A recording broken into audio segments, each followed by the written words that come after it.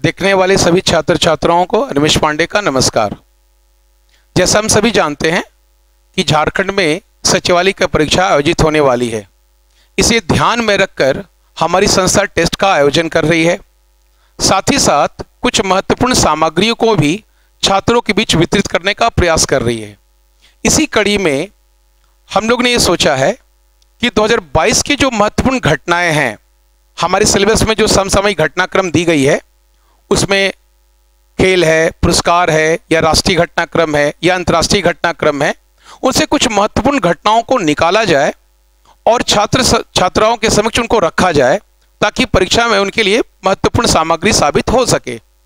इस प्रक्रिया में मैं आपके समक्ष कुछ सीरीज में घटनाओं को लेकर आऊँगा। पहली सीरीज के तहत मैं आपको कुछ महत्वपूर्ण खेल सामग्री प्रस्तुत कर रहा हूं जो 2022 की है। पहला प्रयास ये होगा कि 2022 की सभी घटनाओं को चरणबद्ध रूप से रखा जाए। हम जब 2022 को चरणबद्ध रूप से रख लेंगे तो फिर 2023 के कुछ घटनाओं को आपके समक्ष रखने का प्रयास करेंगे। इसी प्रयास के तहत मैं आपके समक्ष कुछ महत्वपूर्ण खेल घटनाओं को रख रहा हूं। शायद संभवतः यह ऐसा हो सकता है कि आपको इससे कुछ लाभ हो। कोशिश ये कीजिएगा कि जो महत्वपूर्ण घटनाएं दी जा रही है उसका आप अध्ययन करें और इन घटनाओं के माध्यम से आपकी परीक्षा की तैयारी शायद आगे बढ़ने में मजबूती प्रदान होगी। तो मैं ऐसा समझता हूं कि आप इस वीडियो का लाभ उठाएंगे। इसको मैं आगे बढ़ाता हूं और इस घटनाओं को प्रस्तुत करने का प्रयास कर रहा हूं। याद रखिएगा, ये 2022 की घटनाएं हैं और मेरी जो समझ है उसके हिसाब से 2022 की कुछ ना कुछ घटनाएं आपकी प्रतियोगिता परीक्षा में पूछी जाएगी। तो 2022 की खेल को मैं स्टार्ट कर रहा हूं। खेल के बाद मैं सम्मान को दूंगा। सम्मान के साथ साथ जो राष्ट्रीय घटनाक्रम है, अंतर्राष्ट्रीय घटनाक्रम है, उसको चरणबद्ध रूप से हर वीडियो में प्रस्तुत करने का प्रयास करूंगा। आज खेल के अंतर्गत कुछ महत्वपूर्ण घटनाएं हैं। कल मैं फिर खेल के संबंधित कुछ दूसरी घटनाओं को प्रस्तुत करूंगा। साथ ही साथ झारखंड से संबंधित जो घटनाएं हैं उनको मैं प्रस्तुत करने का प्रयास करूंगा। इसी क्रम में कुछ महत्वपूर्ण घटनाएं हैं, आप उसको देखने का प्रयास कीजिए। मैं 1 बाय 1 आपको दिखाता हूं कि वो कौन कौन घटनाएं हैं। उम्मीद है कि आपको इससे लाभ होगा। तो मैं घटनाओं को अगर आता हूं तो मेरी समझ से जो घटनाएं हैं वो घटनाएं हैं, अगर इसमें आते हैं तो ये इसके अंतर्गत जो है वो पहला जो समाचार है वो खेलो इंडिया यूनिवर्सिटी गेम से है, जिसके संबंध में 2021 जैन यूनिवर्सिटी बेंगलुरु में आयोजित की गई थी। इसका डेट लिखा हुआ है। इसमें प्रथम स्थान जिस यूनिवर्सिटी को दिया गया था, जैसे जैन यूनिवर्सिटी, उसको आपको ध्यान रखना है और ध्यान रखना है कि कितने विश्वविद्यालय ने इसमें भाग लिया था और इसका पहला संस्करण भी याद रखना है कि जो कि उड़ीसा 2020 में आया था। मेरे समझ से एक बहुत महत्वपूर्ण समाचार है जिसको आपको याद रखना चाहिए। तो ये 2022 की कुछ महत्वपूर्ण घटना है जिसको आपको ध्यान रखना है। दूसरी घटना जो है वो अगर हम ध्यान रखें तो दूसरी घटना में वो है एशिया कप हॉकी टूर्नामेंट। तो जो एशिया कप हॉकी टूर्नामेंट 2022 का आयोजन जकार्ता में हुआ था, इसमें विजेता नीदरलैंड है, उप विजेता अर्जेंटीना है और भारत का स्थान याद रखना है वो कितना था, 9वां स्थान था। तो ये एक भी महत्वपूर्ण घटना है जिसे आपको याद रखनी चाहिए। इसके बाद अगर हम नेक्स्ट समाचार में आते हैं, जो एक महत्वपूर्ण है वो है शतरंज से संबंधित है कि शतरंज में जो 44वां शतरंज ओलंपियाड हुआ उसका आयोजन चेन्नई में किया गया था, इसलिए बहुत महत्वपूर्ण है। और चूंकि ये भारत में पहली बार किया गया था इसलिए और भी महत्वपूर्ण हो जाता है। ध्यान रखना है कि इसमें ओपन वर्ग में विजेता जो था वो उज्बेकिस्तान, भारत को कांस्य पदक मिला, इसलिए भारतीय दृष्टिकोण से ये महत्वपूर्ण है। और महिला वर्ग में स्वर्ण पदक यूक्रेन को दिया गया था और इसमें भी भारत को कांस्य पदक मिला है, इसलिए ये प्रतियोगिता बहुत महत्वपूर्ण है, आप इसको याद रख सकते हैं। नेक्स्ट समाचार में अगर हम लोग आते हैं तो वो भी शतरंज से संबंधित ही है कि विश्व युवा शतरंज चैंपियनशिप 2022 का आयोजन कहाँ किया गया था, रोमानिया में किया गया था, जिसमें अंडर 16 वर्ग में प्रणव आनंद जो थे भारत के वो विजेता थे, इसलिए बहुत महत्वपूर्ण है। और अंडर 14 में भारत के जो विजेता थे उनका भी नाम दिया गया है, उसको आपको याद रखना है।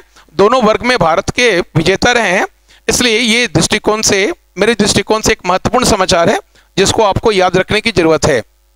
नेक्स्ट आपका जो है वो है विश्व शतरंज चैंपियनशिप 2021 का आयोजन वो दुबई में किया गया था। बैक भी थोड़ा सा ले लिया गया है ताकि 22 और 21 दोनों में अगर कंफ्यूजन हो तो आपको याद रखना है। इसका विजेता भी याद रखना है और इसका उप विजेता भी याद रखना है। तो उम्मीद करते हैं कि आप 21 भी याद रखेंगे और 22 भी याद रखेंगे। नेक्स्ट अगर हम समाचार की ओर आते हैं तो वह है कुश्ती कुश्ती की अगर हम देखने की बात करें तो इसमें 35वां एशियाई कुश्ती चैंपियनशिप 2022 का आयोजन जो है वो मंगोलिया में किया गया। इसमें भारत का स्थान बहुत महत्वपूर्ण है। भारत का स्थान जो है 5वां था। कुल 17 पदक प्राप्त हुआ और एकमात्र स्वर्ण पदक जो है रवि कुमार दहिया ने किया था। तो इसको ध्यान रखना है। और रवि कुमार दहिया के बारे में एक और याद रखना है कि ये लगातार 3 एशियाई कुश्ती चैंपियनशिप में स्वर्ण पदक जीतने वाले प्रथम भारतीय थे। इसलिए मेरे समझ से रवि कुमार दहिया बड़ा इंपॉर्टेंट है, आपको याद रखना चाहिए। फिर सरिता मोर के बारे में जो महिला के सेक्शन में है, वो भी 2 स्वर्ण पदक जीतने वाली प्रथम भारतीय महिला बनी। इसलिए रवि कुमार दहिया और सरिता मोर ये दोनों इंपॉर्टेंट है, तो इसको आपको याद रखनी चाहिए। नेक्स्ट अगर हम खेल के महत्वपूर्ण समाचार में आते हैं तो वो आपका है मुक्केबाजी से, जिसमें महिला विश्व मुक्केबाजी चैंपियनशिप प्रतियोगिता का आयोजन जो है वो तुर्की के इस्तांबुल में किया गया। इसमें भारतीय महिला में आपका निखत जरीन जो है वो स्वर्ण पदक जीती थी और इनके बारे में कुछ महत्वपूर्ण तथ्य दिया गया है। जैसे 52 किलोग्राम में थाईलैंड की जो है महिला जो थी उनको इन्होंने हराकर जीता था और भारत का स्थान इसमें क्या रहा, चौथा रहा। इसको याद रखना है। इतना जैसे 1 स्वर्ण पदक निखत जरीन को मिला, 2 कांस्य पदक मिला मनीषा मौन को और प्रवीण हुड्डा को, और प्रथम स्थान तुर्की को मिला। तो ये एक महत्वपूर्ण समाचार है जिसको आपको याद रखने चाहिए। अगर हम दूसरे समाचार में आते हैं खेल से संबंधित, तो फुटबॉल में एक महत्वपूर्ण है। जैसे आयोजन स्थल विजेता उपविजेता जो सैफ महिला चैंपियनशिप 2022 ये नेपाल में आपका नेपाल बांग्लादेश आयोजन नेपाल में हुआ। इसके विजेता बांग्लादेश हैं और विजेता कौन है, नेपाल है। उस तरह से सैफ अंडर-20 के बारे में है या सैफ अंडर-17 के बारे में है।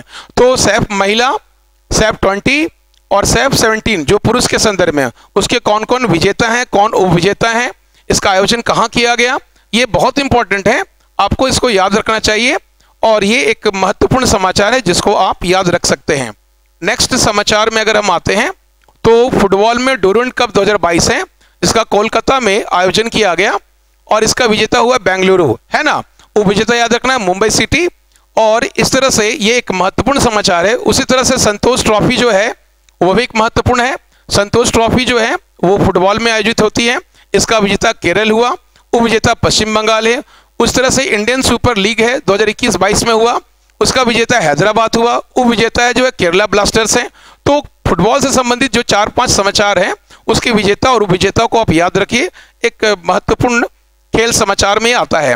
फिर लॉन टेनिस में अगर हम बात करें तो इसमें जो ग्रैंड स्लैम है वो बड़ा महत्वपूर्ण हो जाता है। तो जितने ग्रैंड स्लैम है, जैसे यूएस ओपन है, उसके पुरुष विजेता कौन है, उसकी महिला विजेता कौन है, तो विजेता और उपविजेता दोनों याद रखें। यूएस ओपन का भी है। यूएस ओपन के बाद अगर हम बात करें विंबलडन, तो विंबलडन में भी इसी तरह से आपको याद रखना है कि पुरुष विजेता कौन थी, महिला विजेता कौन थी, उनकी विजेता उपविजेता दोनों याद रखिए। हाँ, एक बात और याद रखना है कि प्रत्येक देश का प्रत्येक जो खिलाड़ी है उनका देश भी याद रखिए, वो किस देश के थे। कभी कभी प्रश्न में क्या आता है कि नोवाक जोकोविच का संबंध किस देश से है, तो आपको याद रखना है उनका संबंध सर्बिया से है, इसलिए ये भी आपको याद रखना है। इस तरह से टेनिस में चारों जो है ग्रैंड स्लैम है उसमें आपको जानकारी रखना है। फ्रेंच ओपन 2022 के बारे में याद रखना है कि फ्रेंच ओपन का विजेता और विजेता कौन है, महिला कौन है, महिला विजेता कौन है, तो ध्यान रखना है कि उसमें कौन कौन से विजेता और उपविजेता हुए। इसी तरह से आपका ऑस्ट्रेलिया ओपन है, उसको भी ध्यान रखना है कि ऑस्ट्रेलिया ओपन का विजेता कौन है, उपविजेता कौन है। जैसे ऑस्ट्रेलिया ओपन 2022 पुरुष विजेता कौन हुए, राफेल नडाल, उनका संबंध किस देश से, स्पेन से है। उपविजेता कौन हुए, डैनियल मेदवेदेव, किससे संबंध है, रूस से है। महिला एकल विजेता जो है एस्ले बार्टी, किससे है, ऑस्ट्रेलिया से है। तो इस तरह से सब आपको विजेता उपविजेता को याद रखना है। याद रखिएगा टेनिस में ग्रैंड स्लैम बहुत महत्वपूर्ण है, तो ग्रैंड स्लैम के विजेता और उपविजेता को याद रखने की जरूरत है। ये बहुत महत्वपूर्ण सवाल है मेरे समझ से। और कुछ महत्वपूर्ण आगामी खेल आयोजन है जो उसको याद रखना है। जैसे आईसीसी जो है पुरुष का 2020 विश्व कप जो है 2024, ये आपका ये याद रखना है। 2024 में अमेरिका और वेस्ट इंडीज में है, 2026 में भारत और श्रीलंका में है, 2028 में ऑस्ट्रेलिया और न्यूजीलैंड में है, 2030 में इंग्लैंड, आयरलैंड और स्कॉटलैंड में है।